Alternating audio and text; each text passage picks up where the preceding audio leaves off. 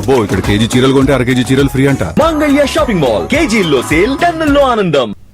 భోగాపురం అల్లూరి సీతారామరాజు అంతర్జాతీయ విమానాశ్రయ నిర్వహణకు కేంద్ర ప్రభుత్వం మరో కీలక అడుగు వేసింది. ప్రపంచ దేశాలకు చెందిన విమాన రాకపోకలకు సంబంధించి భోగాపురం ఎయిర్పోర్ట్ సామర్థ్యాన్ని రక్షణ శాఖ గుర్తించింది. దాంతో సకల దేశాలకు తన సేవలు అందించడానికి ఎయిర్పోర్ట్ సర్వశక్తులను సంతరించుకుంది. నిర్మాణం పూర్తయిన విమానాశ్రయం ప్రారంభోత్సవానికి ముస్తాబవుతుంది.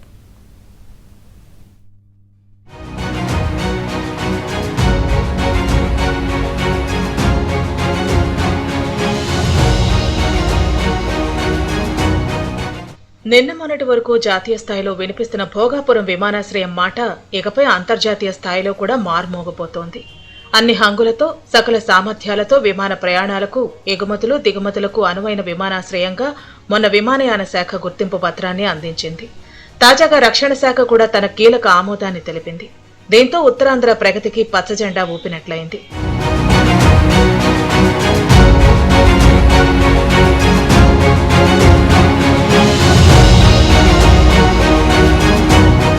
భారత నేవీ ఆధీనంలో ఉన్న విశాఖ విమానాశ్రయానికి ప్రత్యామ్నాయంగా రాబోయే తరాల అవసరాలను దృష్టిలో పెట్టుకుని ఉత్తరాంధ్రలో భారీ విమానాశ్రయాన్ని నిర్మించాలని ముఖ్యమంత్రి చంద్రబాబు నాయుడు, ప్రధాని మోదీ, అప్పటి విమానయాన శాఖ మంత్రి అశోక్ గజపతిరాజు సంకల్పించారు.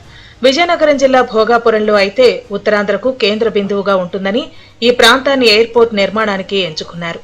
కూటమి ప్రభుత్వం పాలనా పగ్గాలు చేపట్టిన తర్వాత విమానాశ్రయ పనులు పరుగులు పెట్టాయి.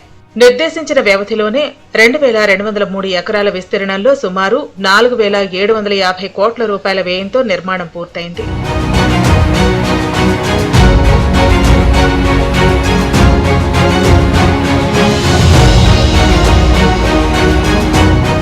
నలభై మీటర్ల వెడల్పు, 3.800 మీటర్లు పొడవు ఉన్న భారీ రన్వేపై ప్రపంచంలోని బోయింగ్, ఎయిర్ బస్ విమానాలు సైతం దిగేందుకు, ఎగిరేందుకు వీలు కలుగుతుంది.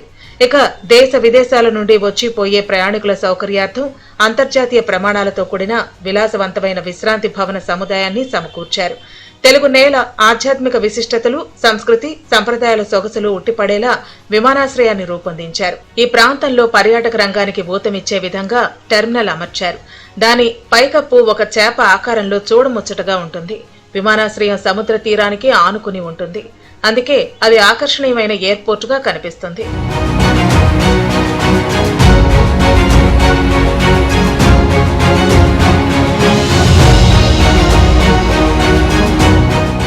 తుఫానులు సంభవించినప్పుడు గంటకు 275 కిలోమీటర్ల వేగంతో వీచిన రాకాసి గాలులను సైతం లెక్క చేయకుండా నిబ్బరంగా నిలిచే విధంగా టెర్మినల్ పైకప్పు నిర్మాణం గొప్ప విశేషాలలో ఒకటిగా చెప్పుకోవచ్చు.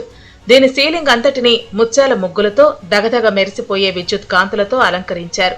విమాన రాకపోకలకు మరో కీలకమైన ఎయిర్ ట్రాఫిక్ కంట్రోల్ కేంద్రాన్ని, సాంకేతికంగా ఆధునిక యంత్రాలను ఇప్పటికే అమర్చారు. 55 మీటర్ల ఎత్తులో 11,000 చదరపు మీటర్ల విస్తీర్ణంలో 360 డిగ్రీల్లో పనిచేసే ఏటీసీ కేంద్రం పనితనంపై కూడా సంబంధిత రంగ నిపుణులు పూర్తి సంతృప్తిని వ్యక్తం చేశారు. చాలా ఆనందంగా, బ్రహ్మాండంగా ఎయిర్పోర్ట్ వచ్చింది. ఏ సమస్యలు కూడా లేవని ప్రతి ఒక్కరు కూడా లైసెన్సెస్ కూడా ఇవ్వడం జరిగింది. ఇక మిగిలింది మనం ఇనాగ్రేషన్ చేసుకోవాలి.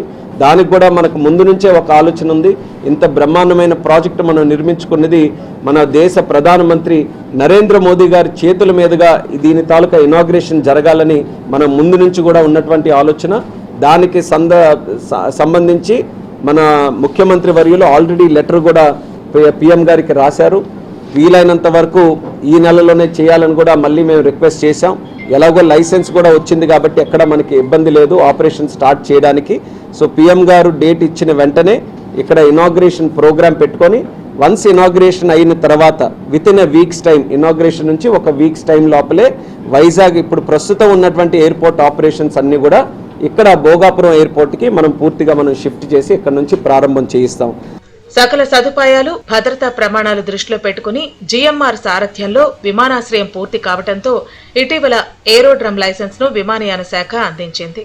ఇప్పుడు ఇమ్మిగ్రేషన్ అలానే విదేశీయుల చట్టం 2025 పరిధిలోకి భోగాపురం ఎయిర్పోర్ట్ ను రక్షణ శాఖ చేర్చడం గొప్ప విశేషం.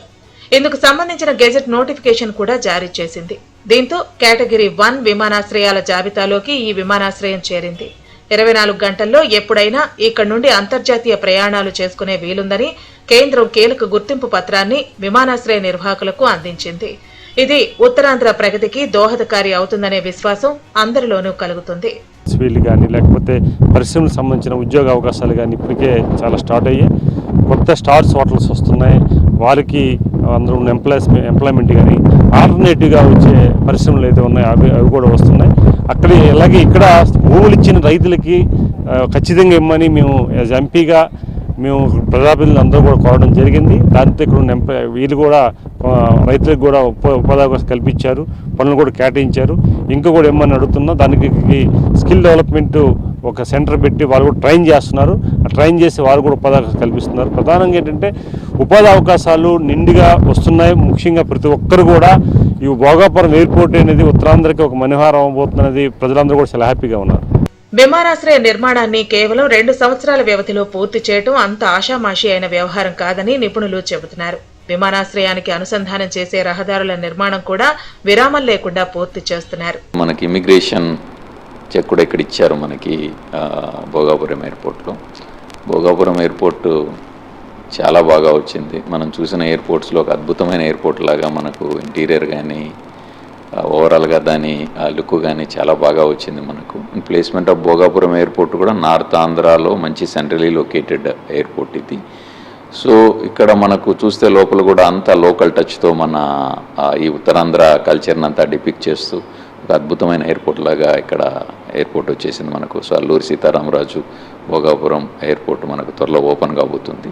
విమానాశ్రయానికి సంబంధించిన అన్ని పనులు పూర్తయిపోయాయి. తమకు అప్పగించిన పనులను తూచా తప్పకుండా పాటిస్తున్న కేంద్ర మంత్రి రామ్మోహన్ నాయుడు, మంత్రి కొండపల్లి శ్రీనివాస్, ఎంపీ కలిశెట్టి అప్పలనాయుడు, రాష్ట్ర Markfed chairman Karrothu Bangaraju, MLA Lokam Nagamadhavi ఇప్పుడు ప్రారంభోత్సవ ఏర్పాట్లపై తలమునకలయ్యారు.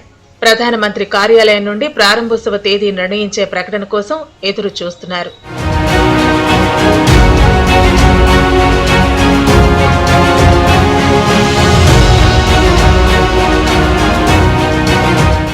ఆకాశయానానికి అన్ని అనుమతులు అందాయి. భోగాపురం అంతర్జాతీయ విమానాశ్రయం అంటే చాలు కేంద్ర రాష్ట్ర ప్రభుత్వాలు తమ పరిధిలో ఉండేటటువంటి పనులన్నీ కూడా చకచకా పూర్తి చేస్తున్నాయి. ఈ నేపథ్యంలోనే జాతీయ రహదారులకైనా, అనుసంధానం చేసే రోడ్లకైనా, విమానాశ్రయ నిర్మాణాలకైనా సరే అగ్రతాంబూలం అందించేటటువంటి విధానాలను ఎన్డీఏ భాగస్వామ్య పక్షాలు అలవరుచుకున్నాయి. ఇక ప్రారంభోత్సవానికి అందరి కళ్ళు ప్రధానమంత్రి కార్యాలయం వైపే ఎదురు చూస్తున్నాయి. వీడియో జర్నలిస్టు సుధీర్తో శ్రీనివాస్, ఏబిఎన్ న్యూస్, విజయనగరం.